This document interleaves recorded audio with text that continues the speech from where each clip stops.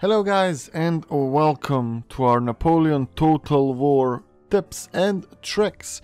Today with you I'm going to share 14 tips which will help you exceed and min-max your performance in campaign, combat, economy, diplomacy and rest of the things inside this game.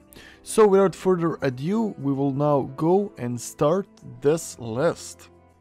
So here we are with tip number 1, and it is to utilize the trade posts of the get-to-go.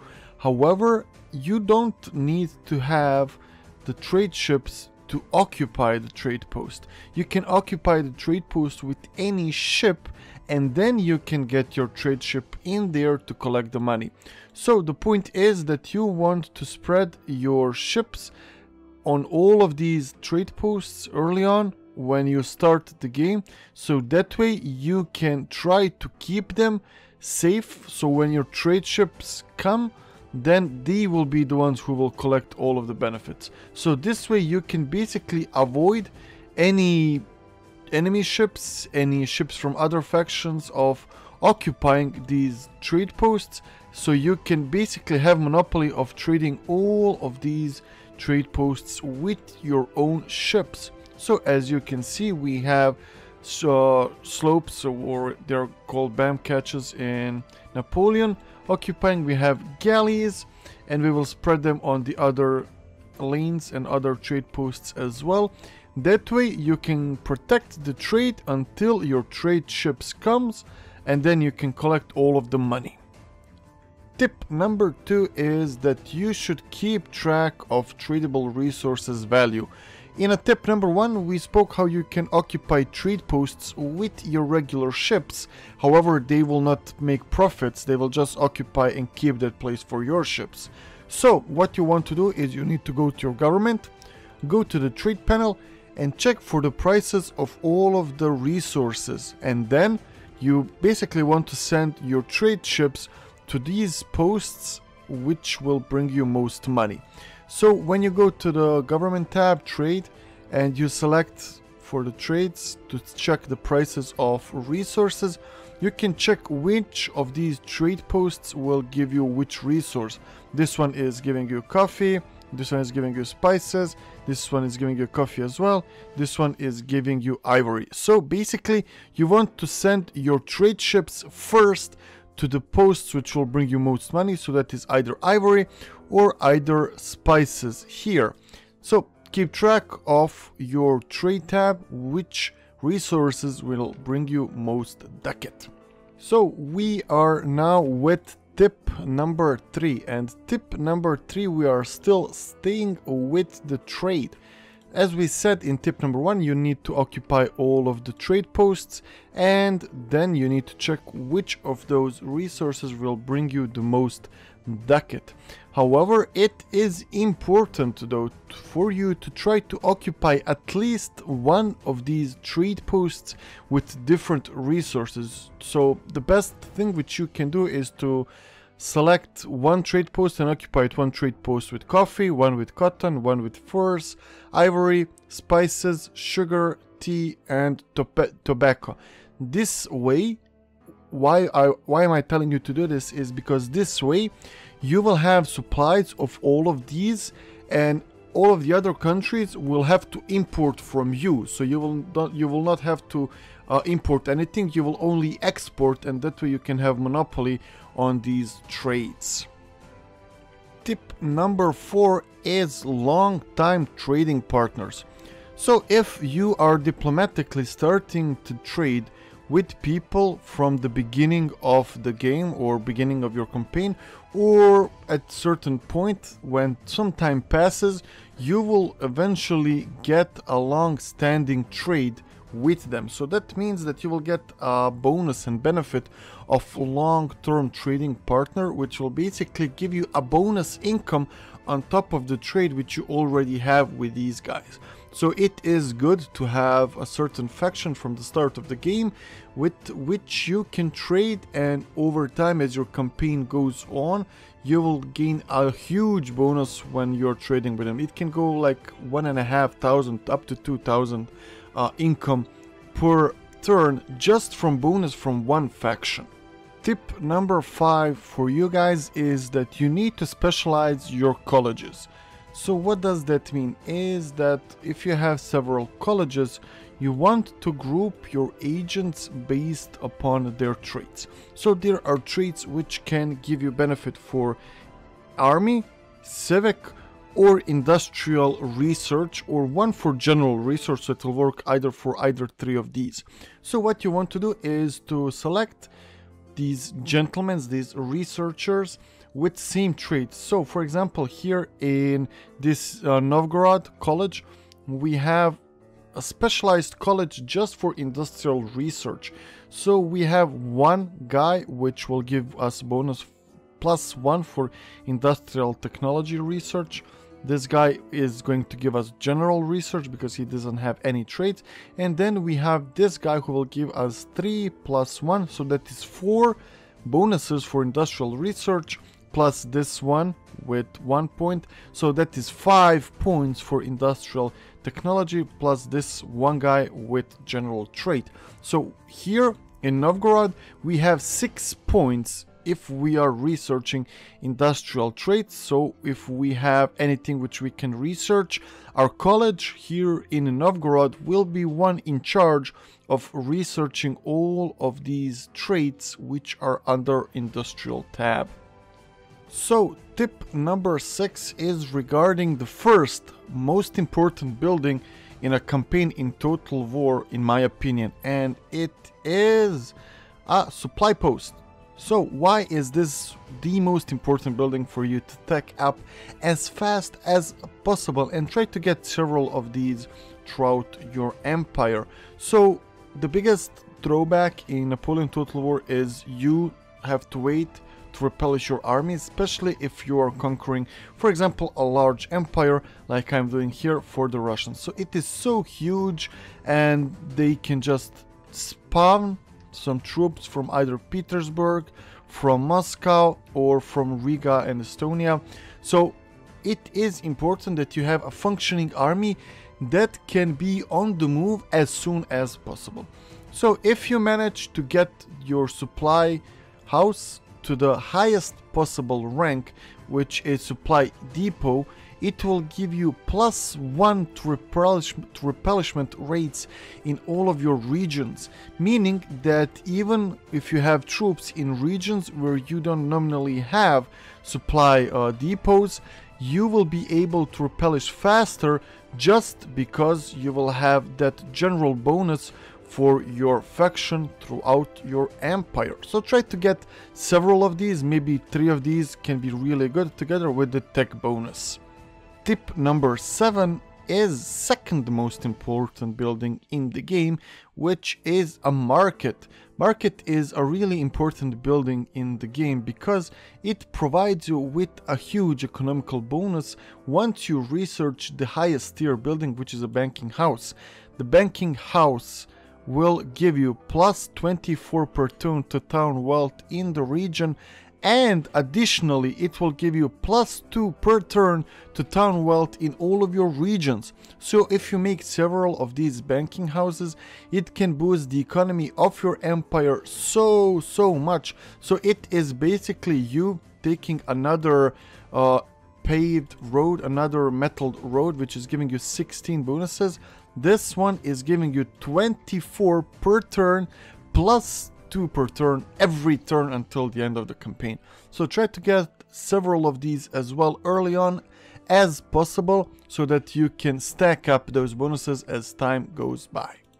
Even though tip number 8 is placed here, it is a first thing you need to do when you are starting your campaign, and that is you need to check, don't forget to check your minister cabinet in government tab and select and check which ministers and candidates you have. So there are some beneficial traits which your ministers can get. In this case, I've found out that I have a really good candidate which can work for management of treasury. So I will check the guy I have. He has no bonuses and he's giving me no bonuses. So I am going to select this guy with a bonus and say this instantly. We get +2 bonus to global tax rate, bonus to growth, and +4 turn to wealth in all regions. So just from one good minister, you get bonus like you have 2 banking houses instantly upgraded from the start of the game. As time passes, this will increase severely. So other ministers, especially for army and navy, reduce the upkeep and recruitment. Justice will increase the repression and reduce the cost of town watch, and head will give you bonuses to prestige and diplomatic relations. Plus you can also get some bonuses for your town wealth as well.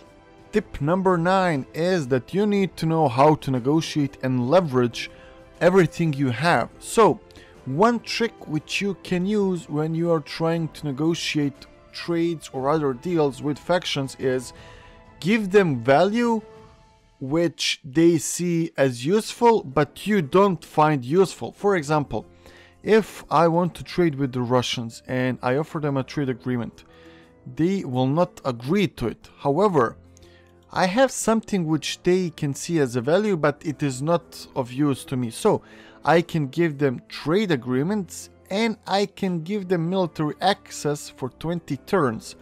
This time they will accept. I will get money, I will get the deal I want, they will get military access, which is of no use, to be honest, in this game, unless you want to go to war, or unless you are Russians and you want to pass from the start of your faction all the way to French.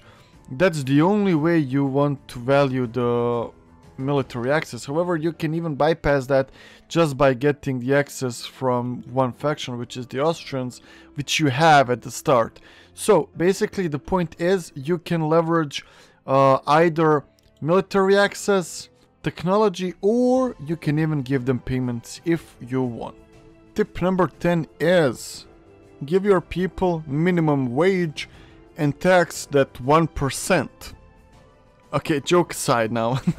Point is, I want you guys to, and I'm arguing this in every Total War game, is lower down tax levels severely. 2 reasons. It will make your people happy, and if your people are happy, they will grow faster, and by default, more people will mean more taxes, will mean more money, and lower taxes will increase the rate of your wealth being generated. Tip number 11 is second part of tip number 10. As I argued that you want to lower down the tax rates of your empires, this will increase the value of your towns over time more, because you will have more people and you will create more wealth because people will have to pay less taxes. So to demonstrate this, when you hover over your settlement, you see this on the left side below the name of your settlement. You have the ducats and you have the number. We have 1050, so 1050, which is the value of this town. So if we increase the taxes now a little bit to the medium level, see that wealth next turn will fall down. So the more you reduce taxes, which is feasible for you to still make enough money to survive and build some stuff and build and work on your empire, try to keep it as low as possible. At one point when you start expanding and you can just brute force, try to lower the taxes as low as possible to get as much benefit from this mechanic. So to increase the amount of population you have, you can check population of your empire here as well. It will give you more money over time because your towns will just start to boom. Trust me guys, and you can work on that trade. Tip number 12 is you have to pick your enemies, but you have to pick your neighbors first, because your neighbors are your first ones to become enemies. It sounds a little bit weird to you maybe, however that is the same thing in the real life world. If you look at the geopolitics, your biggest threat and your biggest security comes from your neighborhood and from people around you. So look at this. In my campaign as Russia, I conquered the Ottomans, and the only opponent I have was France, and we were nuking France down as a coalition. So I landed in South France, started pushing up, and at one point Brits came in, landed, and conquered these two towns. What happened? 2 turns later on, they declared war on me. So the point is, try not to conquer regions or areas where you will border people with whom you do not have alliances or a really good relationship, because by default they will declare war on you and you will open another front you don't want. So in other words, if I am starting as Ottomans and I am destroying here the Austrians, I don't want to conquer maybe Vienna and Venice if French are here and I don't have a really good relationship with them, because they will turn on me right off the bat because I am blocking their path of an expansion. Tip number 13, and we are adding some value to that expansionist part of your campaign. So if you are expanding and you are moving forward into the enemy territory, you defeated their armies and you are encountering undefended towns, recruit those generals. They can be expensive, however the value which they will provide you with you managing to basically capture the settlements without a fight is huge. So if you have general, if your army, you can demand surrender from enemy settlements.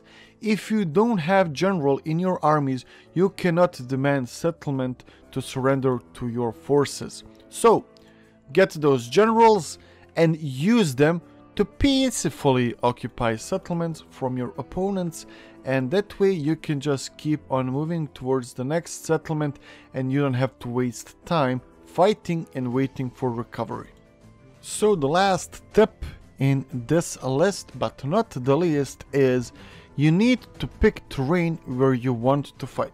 So Napoleon Total War and Empire Total War are kind of a unique in this aspect with regards to any other Total War games, because terrain plays a really different part than any other game. So why it is important? So the thing is that cannons are the most powerful units in the game, and you want to select position which is giving you an upper ground so you can fire down on the opponents, or you can select an even ground so that your cannons when firing will not fire at the ridge or fire in the ground instead on the troops. So if you see how I am picking a position here, you see that I scroll down all the way to the ground to see do I have any obstacles in plain sight of my cannons, so that I expect where the opponents will come, so that I have a really clean sight at them. Then I will dismount my troops there, and you can see their cannons over here.